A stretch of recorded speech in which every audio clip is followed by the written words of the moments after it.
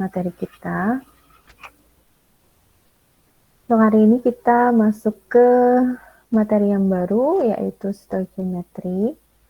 Jadi untuk yang materi sebelumnya, apakah masih ada yang ingin ditanyakan sebelum kita masuk ke stoichiometry?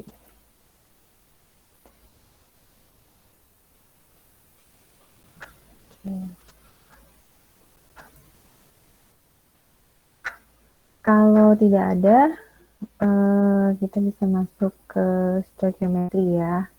Jadi slide-nya juga sudah saya share di WA Group. Saya harap kalian juga sudah mulai membuka dan membacanya. Jadi nanti kalau ada yang memang ingin ditanyakan, ada yang masih bingung, itu boleh langsung di unmute ya, langsung bertanya. Jangan lupa untuk presensinya dicentang dulu di SIA, sudah saya buka. Jadi tolong diisi dulu sebelum nanti dia menutup sendiri. Dia sering nutup sendiri ya, kalau dulu itu dosennya yang nutup. Kalau sekarang mungkin sudah di-upgrade sistemnya, jadi dia disesuaikan dengan jam kuliahnya. Jadi kalau sudah ditutup sistemnya, saya nggak bisa bantu untuk presensi ya. Jadi nanti di akhir jam akan saya cek kembali dan saya ingatkan yang belum masuk presensinya.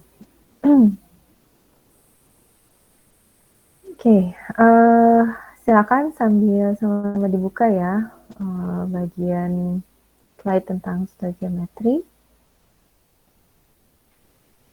Jadi untuk yang slide pertama ini adalah pengantar. Jadi apa itu stoichiometry?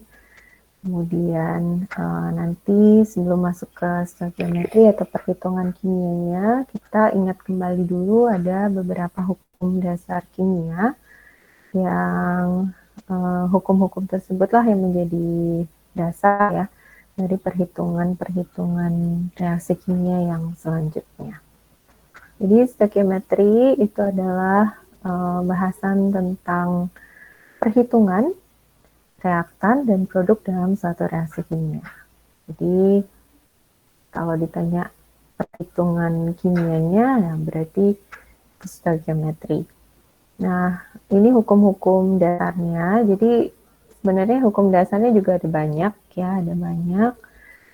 Tapi ini yang disajikan adalah yang sering kita gunakan.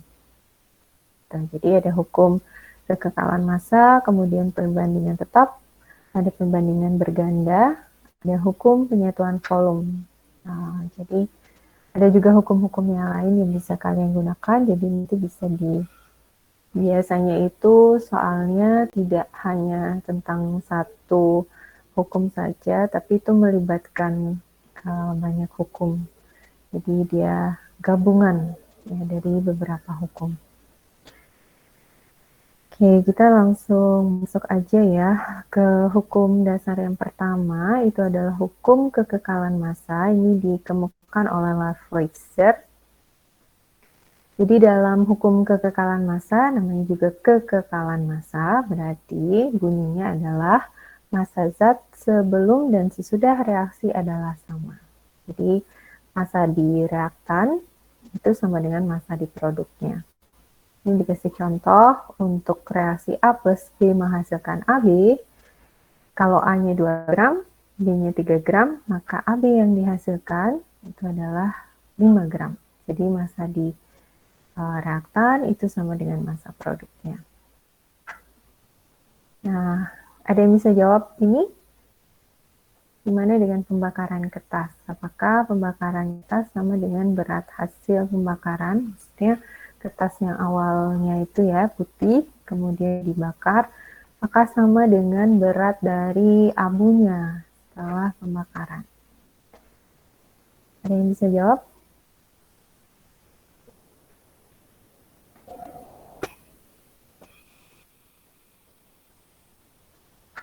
Sama nggak atau justru lebih ringan yang abunya ya? Enggak sama, Bu. Tidak sama. Jadi pembakaran ya. Samakah? Apakah hukum Lavoisier atau hukum kekekalan massa itu juga berlaku pada peristiwa ini?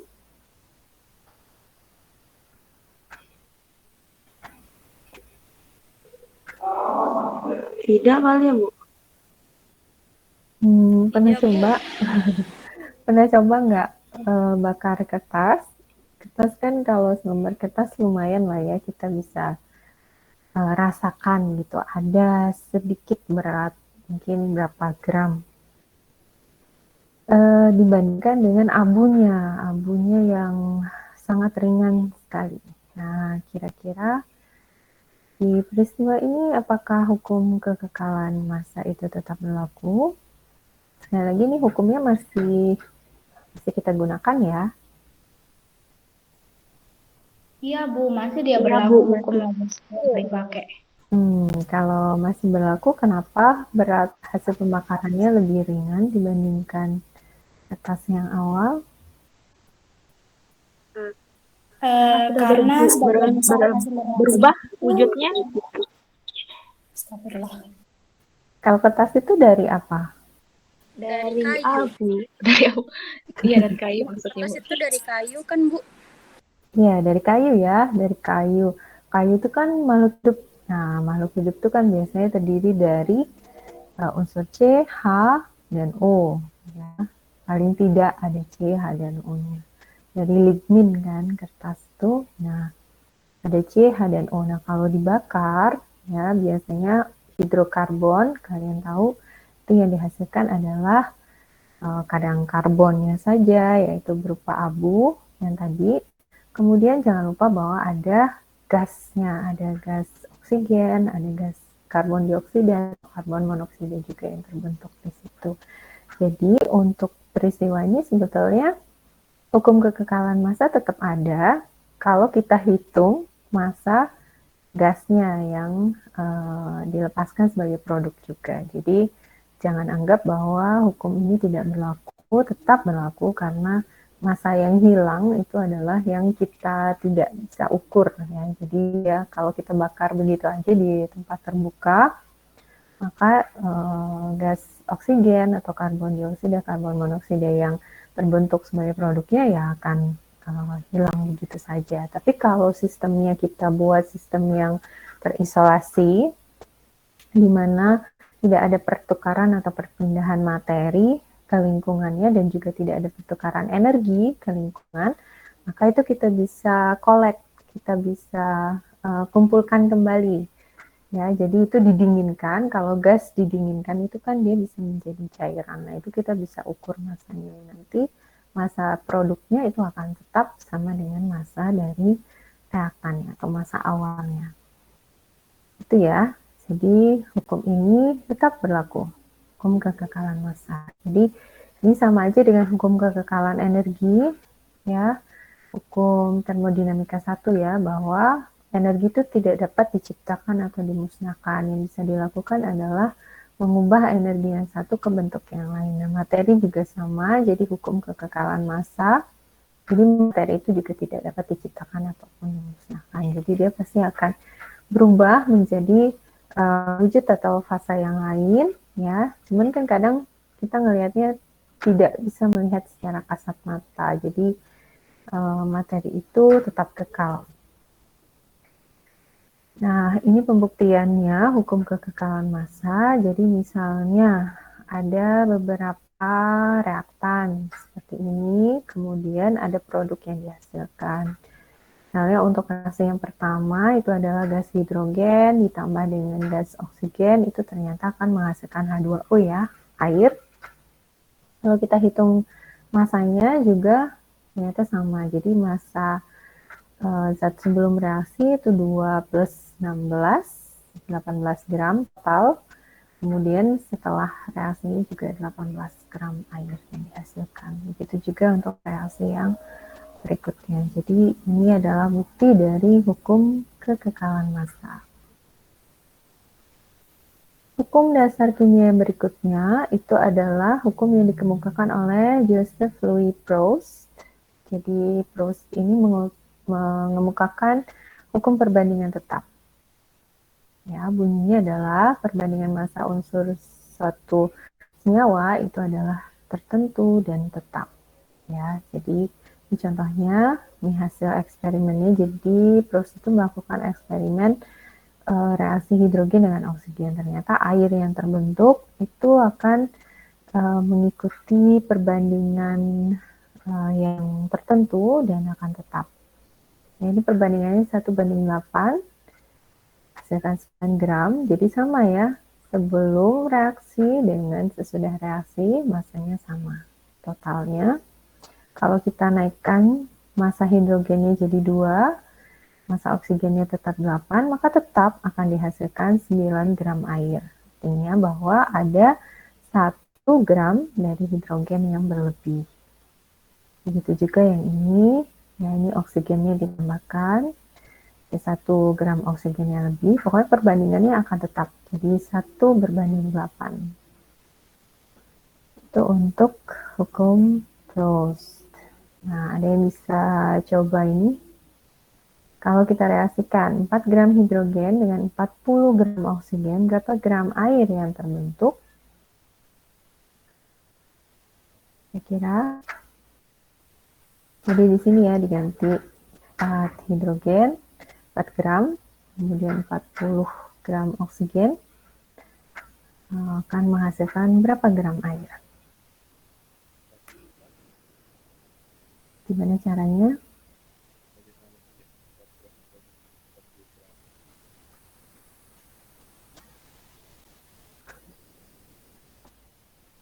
Perbandingannya 1:8. Ada berapa gram air yang terbentuk?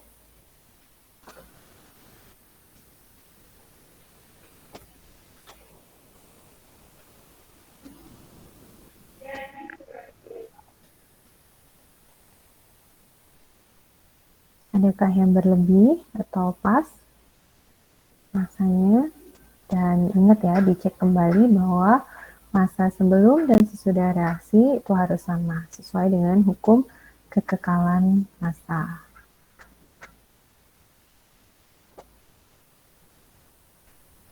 Ada yang udah ketemu?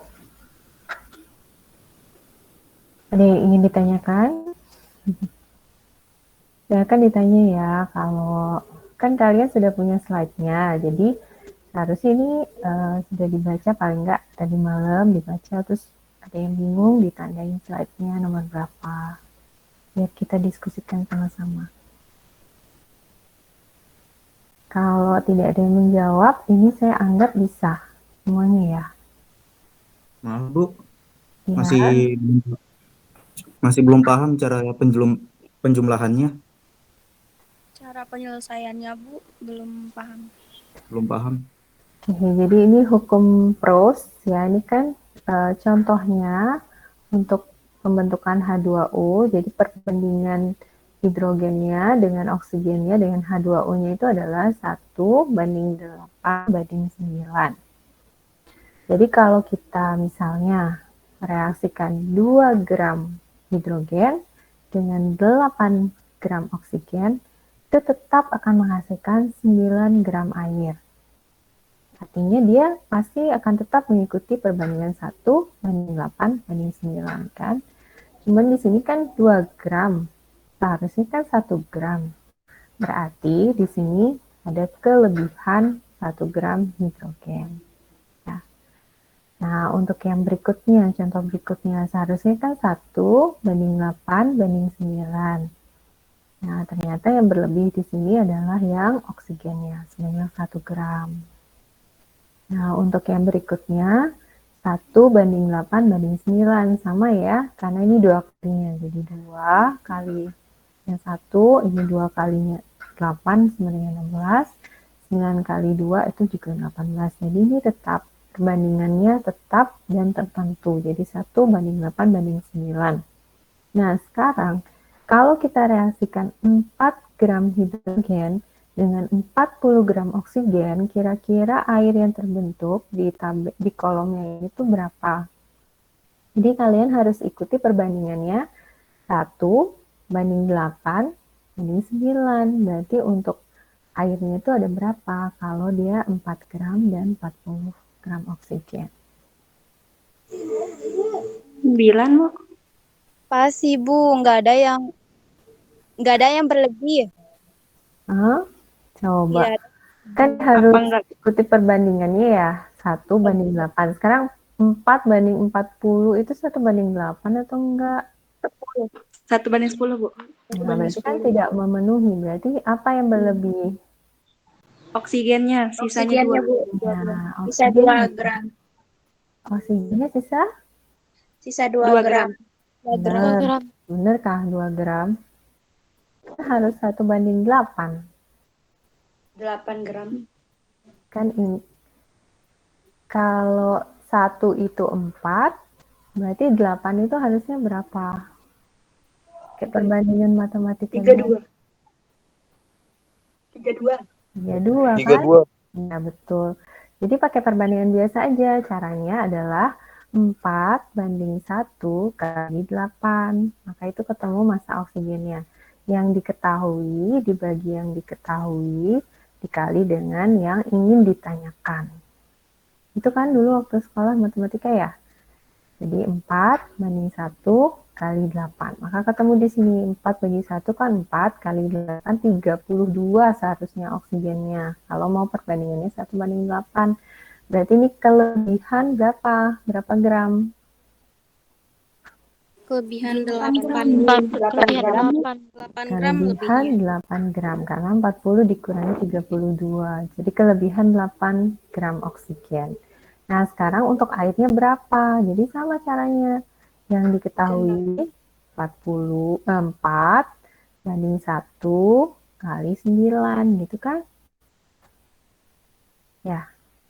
Jadi yang diketahui bagi diketahui kali yang ditanyakan. Sampai ketemu yang ditanyakan. Berapa jadinya? 36. 36. 36. Jadi 4 bagi 1 kali 9. Atau tadi 32 bagi 8 kali 9. Sama aja. Jadi 36. Jadi massa air yang terbentuk itu 36. Jadi kalau perbandingannya tetap dia 1 banding 8 banding 9. Dan ada keterangannya di sini. Sisa 8 gram oksigen. Gitu ya. Ada yang masih bingung? Jadi pakai perbandingan biasa aja. Jadi kalau kita sudah tahu, ini kan eksperimennya sudah dilakukan. Jadi untuk H2O, pembentukan H2O itu selalu dia perbandingan hidrogen, oksigen, dan juga H2O-nya itu selalu 1 banding 8 banding 9. Itu sudah tetap. Nah, sekarang kalau ada kasus yang baru, 4 gram hidrogen kita reaksikan dengan 40 gram oksigen, berapa gram air yang terbentuk? Jadi harus tetap 1 banding 8 banding 9. Nah, caranya ya udah kita cocokkan, misalnya 4 bagi 1 kali 8, kita ketemu gram oksigennya. Seharusnya 32, tapi berarti di sini berlebih karena ini digunakan 40. Nah, untuk airnya juga sama, boleh 4 bagi 1 kali 9 atau 32 bagi 8 kali 9. Kayak gitu, kayak perbandingan matematika biasa.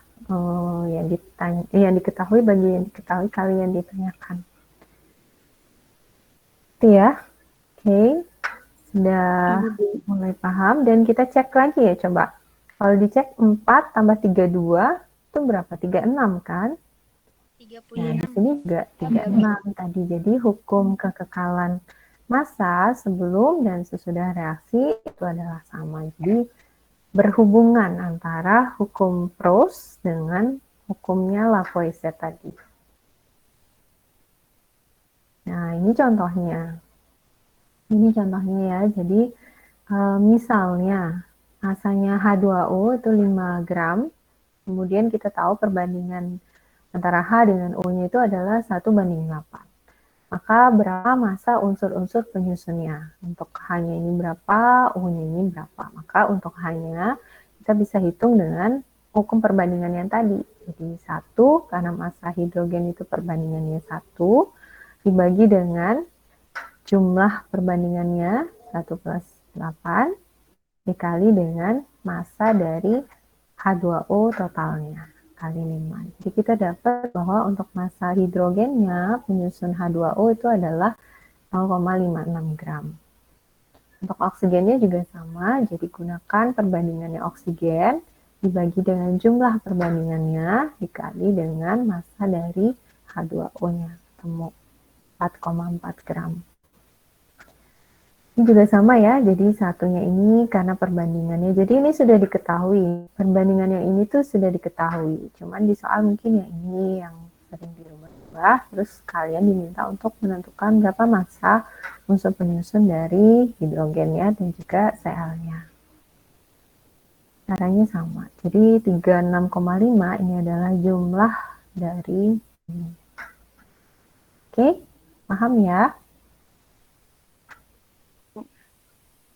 Ada yang mau ditanyakan?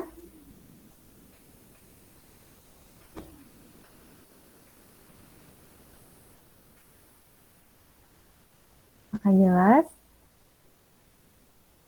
Jadi bisa menentukan massa dari unsur-unsur penyusunnya.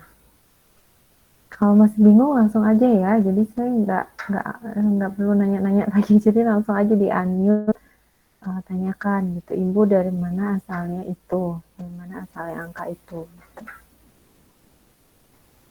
Ya ini pengecualian hukum Proust. Jadi kadang hukum Proust itu tidak berlaku, tetapi ini hanya case aja, jadi hanya contoh kasus saja. Pada umumnya dia pasti akan tetap berlaku. Jadi kenapa dia bisa sampai tidak berlaku? Karena adanya isotop ini. Jadi kadang untuk isotop itu kan protonnya sama ya, jadi nomor massanya itu berbeda. Gitu. Jadi ada isotop H1 misalnya sama isotop H2 itu ternyata perbandingannya itu tidak selalu 1:8. Jadi kadang dia berbeda. Jadi ini hanya pengecualian aja. Oke, sampai di Proust, apakah ada yang ingin ditanyakan? Saya cek ada yang masuk kayaknya.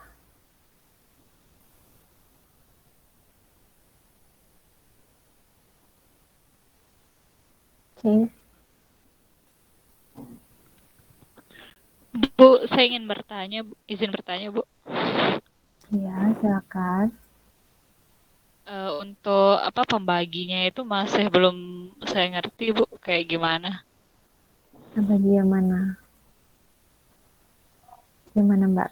Yang ini atau yang tadi? Yang ini? Yang tadi. Yang ini? Iya, yang itu. Ya, Bu. Yang di bawahnya ini, Bu, kayak misalnya yang 248,5 itu tinggal dibagi aja, terus angka yang mana yang hasilnya gitu loh. Ini hasilnya. Jadi 35,5 kali 7 berarti ini. 248,5 ini. Terus dibagi 36,5. Hitung biasa aja, hitung matematika biasa.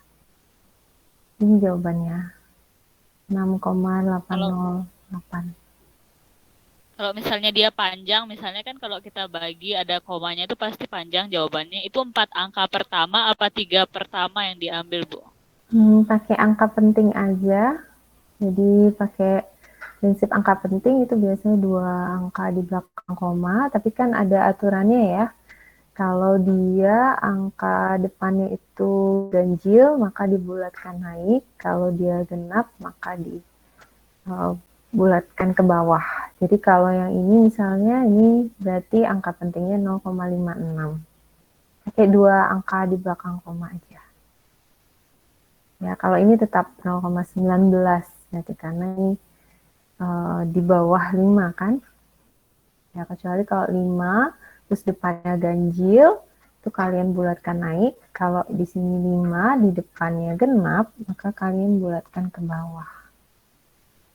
Dicek kembali ya, penulisan angka penting. Jadi biasanya 2 angka di belakang koma. Oke. Oke. Makasih, Bu. Ya, sama-sama. Bagus itu pertanyaannya. Ada lagi yang mau ditanyakan? Kalau ini tahu ya, paham dari mana asalnya nih 36,5 dengan Paham, ini? Bu. Ya, Nggih, Bu, paham. ya karena ini jumlah Jumlah totalnya. 1 ditambah 35,5. Ya, betul. Kenapa? Karena jumlahnya ini adalah perbandingannya si produknya. Kan kalau ini, kan 9 ini adalah jumlah dari perbandingan 1/8, kan? Jadi dijumlahkan. Ya, supaya tahu H2O itu perbandingannya berapa, HCl itu perbandingannya berapa, itu dijumlahkan. Oke.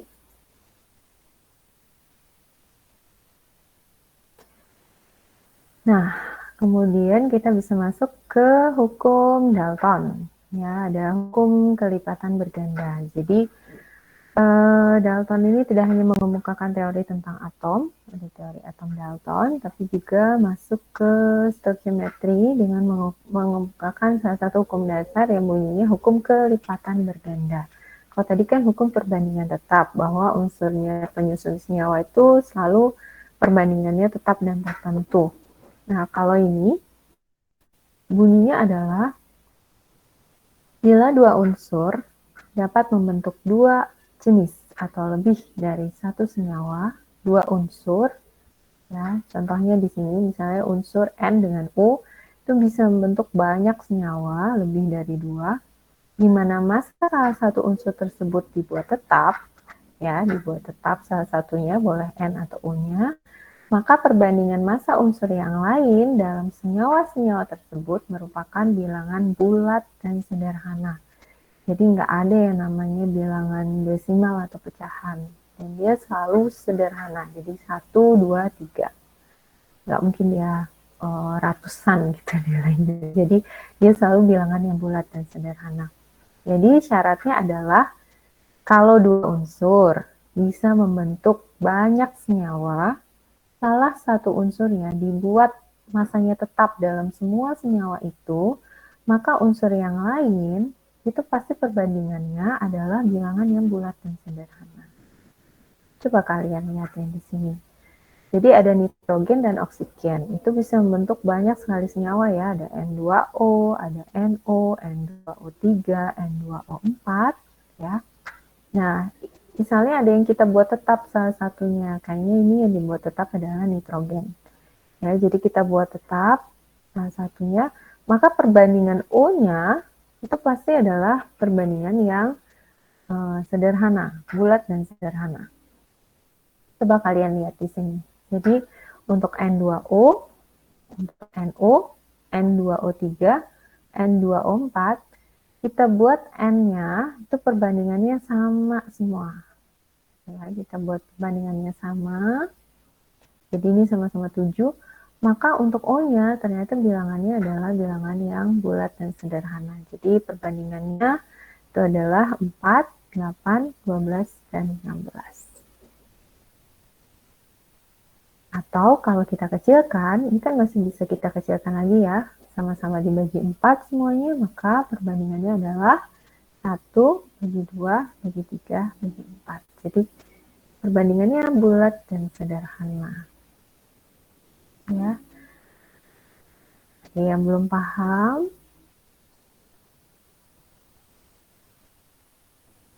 di N-nya misalnya kita buat sama-sama 7 gram. Berarti untuk yang N2O kan N-nya ada 2, berarti ya 2 kali N itu 14 ya, AR-nya. Jadi sama-sama 7 gram, kita buat semuanya, maka perbandingan oksigennya itu adalah 1 banding 2 banding 3 banding 4. Jadi ini kita buat aja dia sama ya perbandingannya, kemudian akan didapatkan massa oksigennya itu juga adalah perbandingan yang bulat dan sederhana. Ada yang mau ditanyakan?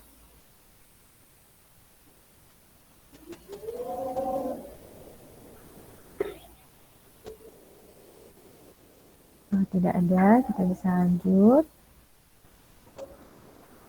Nah, kemudian kita bisa masuk ke hukum tentang gas. ya. Jadi hukum tentang gas itu ada banyak, ada Charles, ada hukum Boyle, hukum Gay-Lussac, ya. Nah, tapi yang cukup sering digunakan itu adalah hukum Gay-Lussac ini, bahwa pada suhu dan tekanan yang sama, perbandingan volume gas yang bereaksi dan hasil reaksi itu berbanding sebagai bilangan bulat dan sederhana. Ini ya, 2 banding 1 banding 2. Ini 1 banding 3 banding 2. Jadi dia bilangannya bulat dan sederhana, dan ini semua fasenya adalah fase gas, ya. Jadi kita tentukan. Nah, dari situ kita dapat hubungan antara volume dengan koefisien reaksi. Jadi perbandingannya setara atau sebanding, ya, volume 1 per volume 2 itu sama dengan koefisien reaksi 1 per koefisien reaksi 2. Jadi ini kayak tadi ya, jadi koefisien yang ditanya dibagi yang diketahui kali yang diketahui. Jadi itu sama dengan yang ditanyakan. Nah, kita bisa menentukan volume dari semua gas dalam satu reaksi. Contohnya adalah yang ini. Misalnya ada satu reaksi pembakaran etana, jadi kalau pembakaran maka direaksikan dengan O2, ini hidrokarbon, kalau dibakar pasti dia akan menghasilkan CO2 dan H2O untuk reaksi pembakaran sempurnanya. Ya, ditanyakan berapa jumlah volume. Ini volume gas CO2 yang terbentuk pada pembakaran 3 liter gas etana. Jadi etananya ada 3 liter, tulis aja di sini 3 liter, ya. Kemudian yang ditanyakan adalah berapa volume gas CO2 yang terbentuk. Ada yang bisa? Jadi ini cari dulu data AR-nya masing-masing ya. Jangan lupa ketika ketemu persamaan reaksi itu kalian harus setarakan dulu. Jadi pastikan reaksinya sudah setara dengan menambahkan koefisien reaksi. Ini C-nya belum setara, H-nya juga belum setara, U-nya juga belum setara. Jadi tambahkan koefisien reaksi. Jadi setelah ditambahkan koefisien reaksi, jadi perbandingannya itu adalah 2, 7, 4, 6 nih koefisien reaksi masing-masing. Nah, gunakan rumusan yang tadi ya, bahwa untuk volume CO2 berarti yang diketahui yang etana nih. Berarti 4 bagi 2, jadi yang ditanyakan bagi yang diketahui kali volume yang diketahui. Kali 3, jadi 4 bagi 2 kali 3. Di CO2-nya ada sebanyak 6 liter CO2. Oke. Ada yang belum jelas?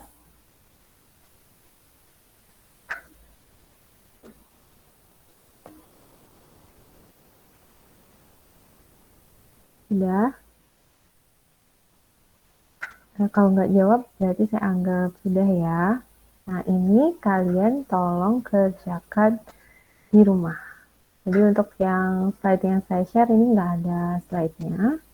Jadi silakan ini boleh difoto atau di screenshot. Nanti dikumpulkan ya sebagai tugas. Jadi nomor 1, nomor 2, nomor 3. Sudah difoto? Sudah, Bu. Kapan Udah, batasnya, Bu? Ya, Batasnya kapan? minggu depan, 1 minggu. Ya, nanti tugasnya dikumpulkan di Classroom. Ya, nanti Dikumpulkan di mana, Bu Guru? di Google Classroom. Nanti saya buatkan ruangannya. Baik, Bu. Baik, Bu. Baik, Bu. Iya. Oke, next ya. Jadi ini hubungannya sama tadi. Pasti ada hukum kekekalan masanya, ada hukum Rawls-nya, ada hukum Dalton, dan juga ada hukum yang terakhir Gay-Lussac. Ini tambahan lagi, nomor 4 dan 5. Akan difoto.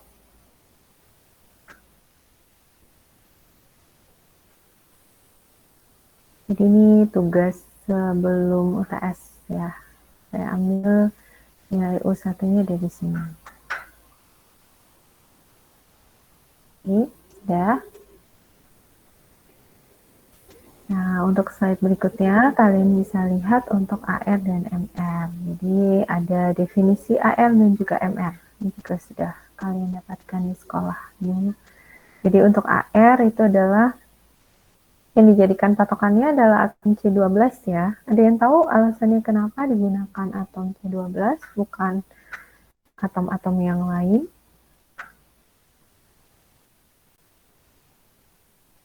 Kenapa setiap perhitungan AR atau MR itu pasti 1/12 kali massa atom C12? Kenapa karbon 12 yang digunakan, bukan atom yang lain? Ada yang tahu sebabnya? Enggak tahu, Bu. Enggak, Bu. Jadi ini Nggak tahu, Bu. karena untuk isotop, jadi karbon itu kan ada isotopnya banyak gitu ya, ada C11, C13, C14. Nah, untuk C12 ini adalah atom yang paling stabil. Jadi, pertama, karena dia stabil. Kedua, karena kelimpahannya banyak di alam. Jadi, C12 itu cukup banyak berlimpah di alam. Dan jadi, kenapa dia digunakan sebagai standar? Ini massa standar. Ya, 1/12 massa C12 itu karena C12 itu adalah yang paling stabil dan jumlahnya berlimpah. Oke. Ini hanya cara untuk menghitung MR, contohnya. Jadi kita harus tahu data AR-nya dulu ya. Ini kalian dapatkan di sistem periodik unsur. Jadi untuk Na itu AR-nya 23, Cl itu 35,5, maka untuk menghitung MR dari NaCl itu tinggal dijumlahkan saja. Jangan lupa untuk dikali jumlah atomnya ya, kalau ada lebih dari satu. Kalau tidak dituliskan seperti ini kan berarti dia satu ya. Berarti 1 Na ditambah dengan 1 masanya Cl. Jadi didapat MR NaCl adalah 58,5. Nah, ini contoh untuk C2H6O, jadi 2 kali atom C, 6 kali atom H, dan 1 kali AR-nya atom O. Jadi didapatkan untuk MrC2H6O itu adalah 46. Jadi sekali lagi ini biasanya kalian dapatkan di tabel sistem periodik unsur. Tapi biasanya untuk di perhitungan itu saya pastikan kalau di soal saya pasti saya tuliskan untuk AR-nya, jadi kalian tidak perlu mencari-cari lagi. Tapi untuk yang biasa yang sering kali dihitung tuh kalau C ya pasti tahu ya 12, H itu 1, O itu 16. Kayak gitu. Jadi untuk yang umum kayaknya sudah hafal. Nah, kemudian satu hal lagi yang penting dalam stoikiometri itu adalah konsep mol. Nah, tapi sebelum masuk ke konsep mol, kita perlu ingat kembali yang namanya bilangan Avogadro, jadi 6,023 biasanya kali 10 pangkat 23, atau bisa ditulis ya seperti ini. Jadi 6,022 5 kali 10 pangkat 23. Jadi 1 mol itu ada segini banyak partikel, itu namanya bilangan Avogadro. Nah, jadi kita bisa hitung 1 mol Na itu ada berapa atom. Makanya dikali aja. 1 mol itu segini, berarti 1 mol unsur apapun, senyawa apapun, ion apapun pasti ada segitu jumlah partikelnya juga. Tapi partikelnya perhatikan ya, ini ada atom, ada molekul, ada ion. Jadi tersusun dari apa? Jadi kita bisa simpulkan bahwa jumlah partikel itu sama dengan mol kali bilangan Avogadro-nya. Ini latihan, bisa difoto juga. Jadi sambung dengan yang tadi. Ya.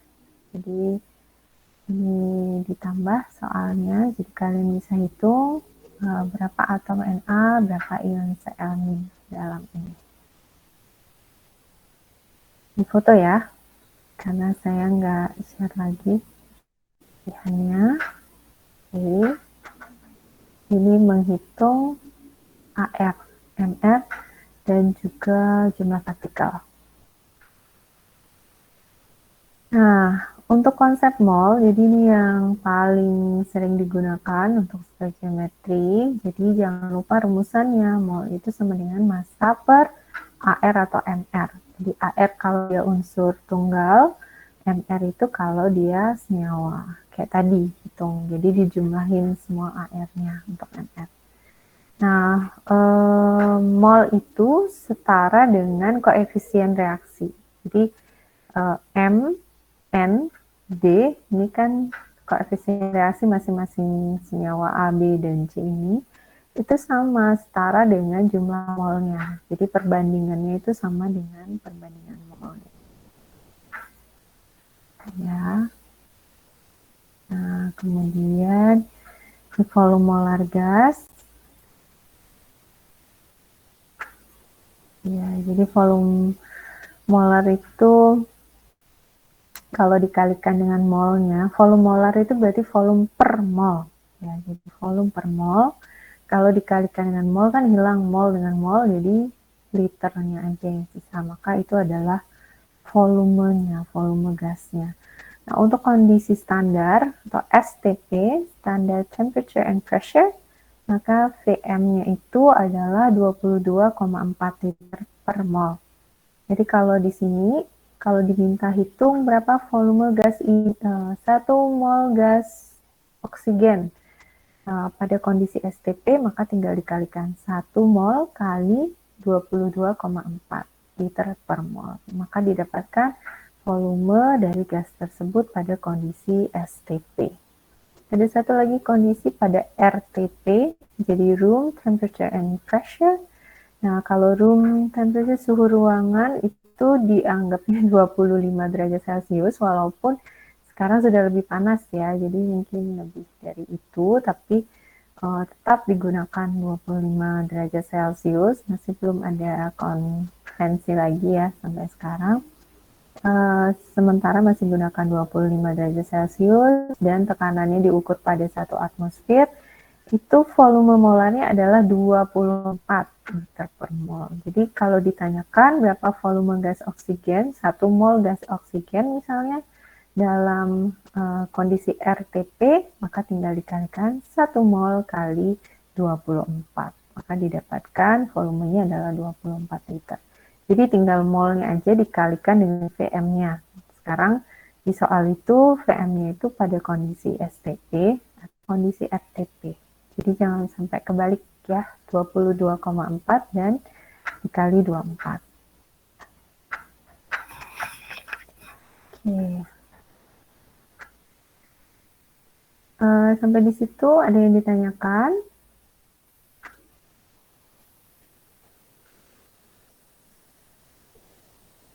Belum ada, Bu. Ya, baik. Nah, sama halnya dengan mol, ya. Tadi kalau mol itu kan sebanding dengan koefisien reaksi.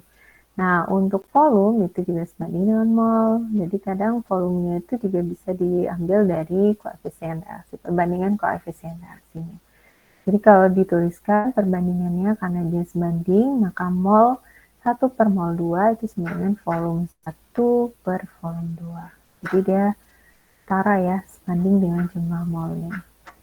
Jangan lupakan untuk persamaan gas ideal, PV sama dengan nRT.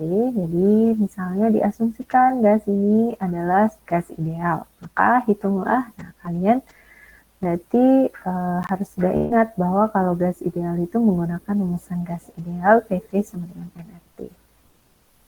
P itu adalah tekanan, V itu adalah volume, M itu mol, R itu tetapan gas, ya. T itu adalah suhu. Nah, suhunya ini jangan lupa ya, harus dalam Kelvin. Jadi kalau masih dalam derajat Celcius, harus ditambah dengan 273. Jadi dia satuannya harus Kelvin. Untuk volumenya, boleh satuannya liter atau meter kubik. Kalau tekanannya boleh satuannya Pascal atau atmosfer atau bar atau torr. Ya, jadi satuan-satuan tekanan. Kemudian untuk mol ya pasti mol ya, bisa jadi milimol. Kemudian R-nya, nah sekarang satuan mana yang digunakan? Itu disesuaikan dengan R mana yang kalian gunakan. Jadi nilai R itu ada 2 ya. Di sini hanya dituliskan 1 aja. Jadi R itu bisa nilainya 0,082 liter ATM per mol Kelvin atau 8,314 Joule per mol Kelvin. Gitu. Jadi disesuaikan R mana yang digunakan. Nah, kalau menggunakan R yang ini 0,082 liter ATM per mol Kelvin, berarti volumenya harus dalam satuan liter, tekanannya harus dalam satuan atmosfer. Tapi kalau menggunakan 8,314 Joule, berarti itu kan satuan internasional ya, SI, maka tekanannya pun harus dalam satuan internasional, yaitu Pascal, PA. Dan volumenya juga harus dalam satuan internasional, yaitu meter kubik, M⁻3. Gitu. Jadi disesuaikan dengan R mana yang kalian gunakan, karena satuannya itu harus sama kalau mau ngitung. Kalau satuannya berbeda, itu kan berarti dimensinya mungkin beda. Ya, jadi satuannya beda, maka nggak bisa dicoret-coret kan. Kalau menghitung, jadi harus disamakan semuanya. Jadi mau pakai yang satuan SI atau satuan CGS boleh, asalkan semuanya juga dalam bentuk satuan SI atau satuan CGS. Jadi jangan sampai bercampur gitu, karena itu pasti akan salah perhitungannya. Ya, jadi ada yang 0,082 liter ATM per mol Kelvin, ada juga 8,314 Joule per mol Kelvin. Nanti ini disesuaikan satuannya. Tapi untuk suhu itu pasti selalu dalam Kelvin, karena ini ya, selalu dalam Kelvin.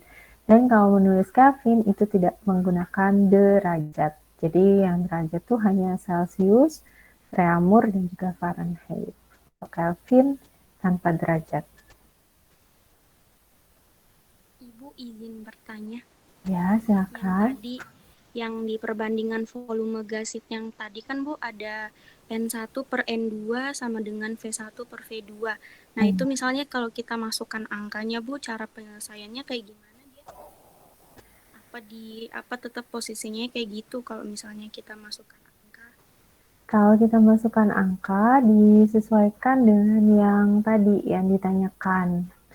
Ditanyakan dengan yang diketahui. Misalnya ada misalnya ya 3 mol oksigen dengan volume 1 liter. Kemudian ada gas yang lain itu volumenya 2 liter. Maka berapa mol gas tersebut? Maka tinggal dimasukin aja yang diketahui, berarti misalnya dijadikan sebagai indeks 1 ya. Kemudian yang ditanyakan sebagai indeks 2, maka masukkan ke dalam rumusan ini. Jadi molnya sini 3 tadi, kemudian diketahui 1 liter, ini tadi berapa liter, kemudian ini yang ditanyakan. Bisa juga dalam bentuk persamaan reaksi. Jadi kayak tadi di rumusan, mungkin habis ini ada, nggak ada ya. Jadi dalam bentuk persamaan reaksi kimia dia. Jadi kalian setarakan dulu semuanya. Kemudian kan nanti ketemu tuh jumlah molnya itu sama dengan gram per mr gitu misalnya. Jadi ketahui molnya masing-masing. Nah, berapa volume dari satu gas yang tertentu. Nah, maka itu bisa dihitung dengan rumusannya ini. Jadi molnya sudah diketahui dua-duanya.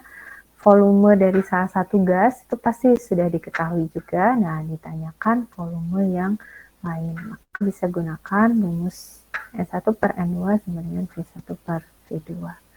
Jadi dibandingkan seperti perbandingan yang tadi-tadi. Jadi yang ditanyakan dibagi dengan diketahui kali diketahui. Kayak yang ini. Baik Bu, terima kasih. Oke, sama-sama. Ada lagi yang mau ditanyakan?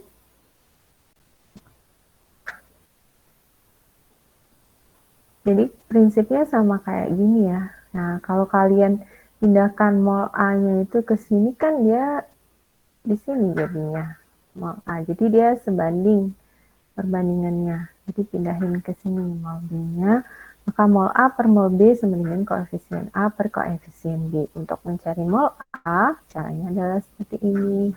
Jadi dia perbandingan yang sebanding, bukan perbandingan terbalik. Ya, jadi koefisien reaksi dengan mol dengan volume itu adalah perbandingan yang sebanding. Oke. Kalau tidak ada yang ditanyakan, kita bisa masuk ke ringkasan. Jadi ini ringkasan perhitungannya, ya.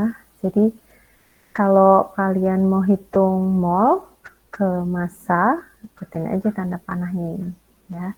Dari mol mau hitung massanya, maka molnya itu tinggal dikalikan AR atau MR-nya, dapat massanya. Tapi kalau dari massa mau dihitung molnya, ikuti tanda panah ini, tinggal massanya aja dibagi dengan AR atau MR-nya. Kalau mol diketahui, kemudian ingin dicari volumenya dalam kondisi STP, maka tinggal ikuti tanda panah ini, dikali 22,4 molnya ini. Tapi kalau volume STP-nya diketahui, ditanyakan molnya, maka volumenya ini tinggal dibagi 22,4, maka dapat molnya. Sama yang FTP juga sama ya, tapi dikali dan dibaginya 24 ini nilainya. Nah, untuk mol, kalau ditanyakan berapa jumlah partikelnya, tinggal dikali bilangan Avogadro. Kalau dari jumlah partikel, ini dicari molnya, tinggal dibagi bilangan Avogadro-nya. Jadi, ini ringkasan konversi dalam stoichiometry. Oke, kita bisa masuk ke penentuan rumus empiris. Jadi sekali lagi stoichiometry itu pelajaran dari kelas 10 sampai kelas 12 SMA itu dijadikan satu materi gitu ya. Jadi dibuka-buka kembali lagi buku SMA-nya, dicari contoh-contoh soalnya, kemudian kalian cek apakah sama cara mengerjakannya seperti ini gitu ya. Jadi ini sama untuk soal-soal latihan itu pasti kalian juga perlu referensi ya untuk mengerjakannya. Jadi apa dulu yang dicari. Tuh. Nah, untuk rumus empiris, jadi rumus empiris itu adalah rumusan yang paling sederhana. Ya. Kemudian rumus molekul itu adalah rumus empiris yang sudah dikalikan oleh bilangan tertentu. Ya, nanti itu adalah perbandingannya dari rumus empiris. Nah, kita bisa tentukan rumus empiris dan juga rumus molekul dari suatu senyawa.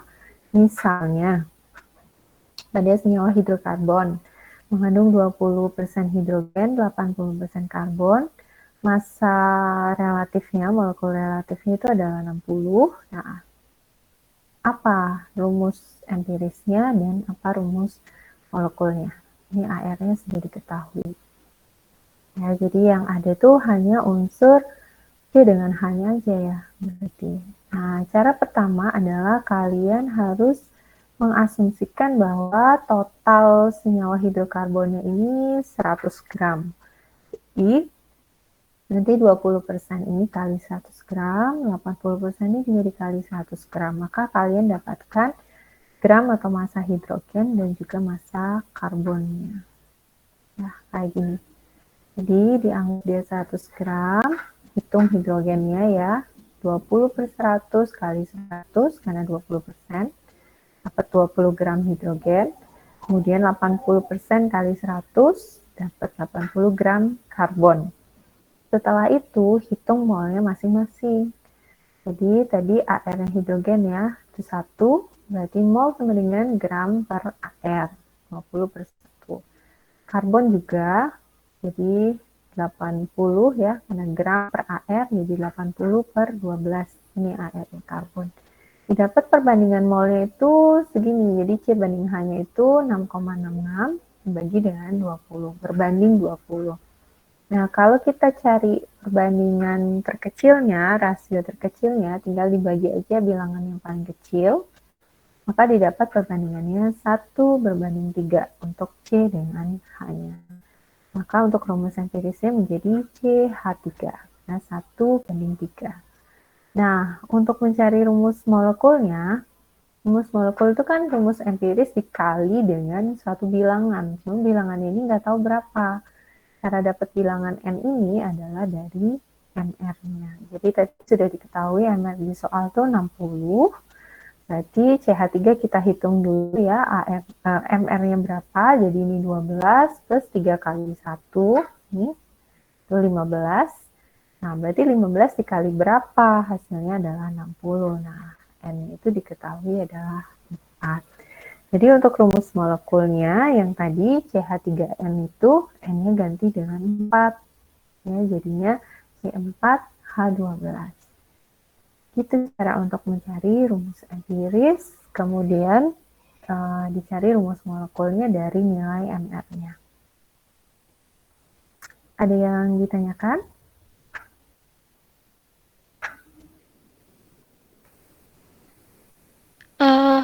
Izin bertanya, Bu. Ya, Rumus molekul senyawa itu tetap dia CH3N itu? iya, rumus molekulnya jadi ini, C4H12 kan N-nya nggak ditahu. Nah, sudah ketemu kan N-nya itu sama dengan 4, jadi dimasukin aja CH3 4 kali berarti. Nah, kalau ada kurung kayak gini berarti kan yang di luar ini dikali masuk ya. Jadi 4 ini kali C, 4 ini kali 3 untuk H-nya. Jadi C4H12 rumus molekulnya. Baik, Bu. Kalau misalnya rumus empirisnya itu CH2 gitu. CH2 terus Terus kalau rumus molekul senyawanya tetap kayak gitu. tergantung Atau MR-nya. Tergantung MR-nya. Jadi kalau misalnya rumus empirisnya CH2, MR-nya berapa dulu? Jadi kalau MR-nya misalnya 60, ya udah masukin lagi. Jadi N-nya berapa? Ini CH2, ini 60. Berarti nanti hitung 12 plus 2 kali 1. Berarti 14. Nah, 60 bagi 14. Berarti N-nya berapa? Nah, biasanya itu N-nya dibulatkan ke bawah ya.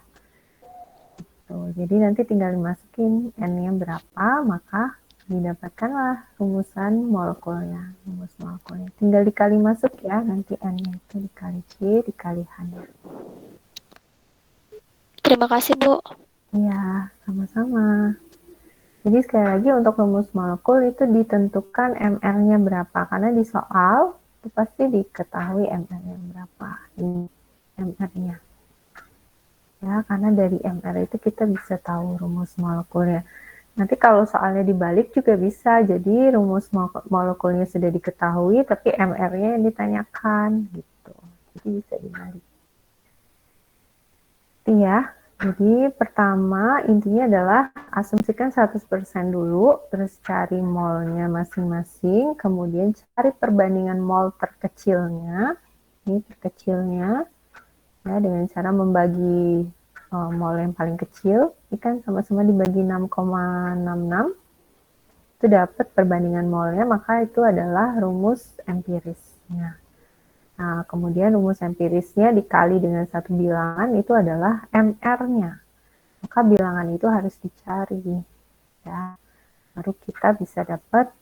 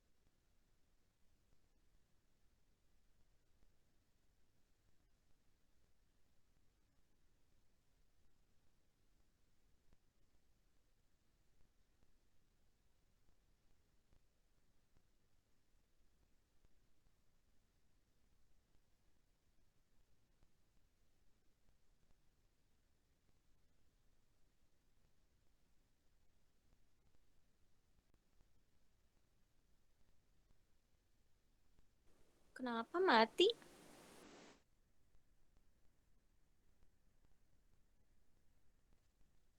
Gak ada suara ya?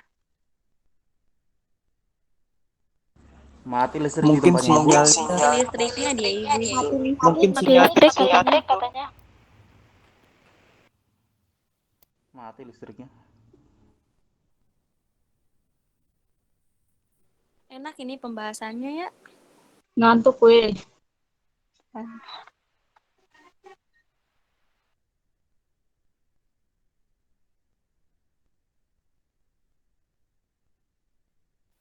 Gimana dong ini? Tunggu saja dulu. Sabar, tunggu. Udah selesai ini? Belum. Tunggu saja dulu. Tunggu Kenapa? informasi lanjut.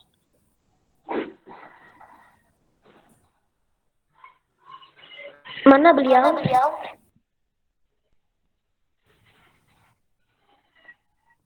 Sabar. Ya, mungkin dia enggak punya paket itu. Mau lanjut ya.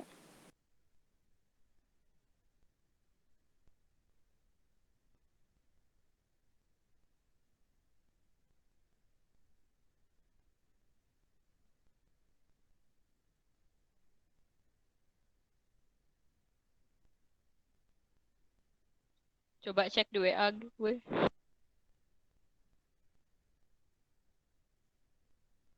Ada yang nyari aku tadi, Ki.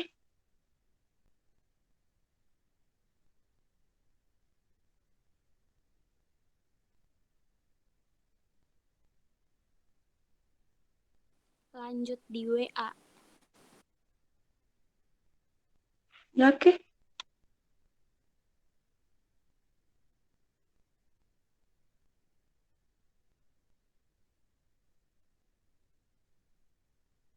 Lanjut di WA. Gimana ini? Kita lab apa enggak? Di WA Kerjaan guys, di awal. WA. Ya, kenapa Bu dosennya langsung lewat WA? Mati lampu di tempatnya beliau. Oh, kirain gara-gara kita diem tadi. Takut. Parno. Tapi enak tau pembahasannya hari ini. Bukan yang meribetkan. Atau mau bilang apa tadi? Pulang ke saya, weh. Weh, keluar apa enggak nih? Keluar aja. Keluar dah. Lanjut di Bunda WA. sudah. Ayo keluar baru. Lanjut di WA. Bye-bye. Dah. Dadah. Udah.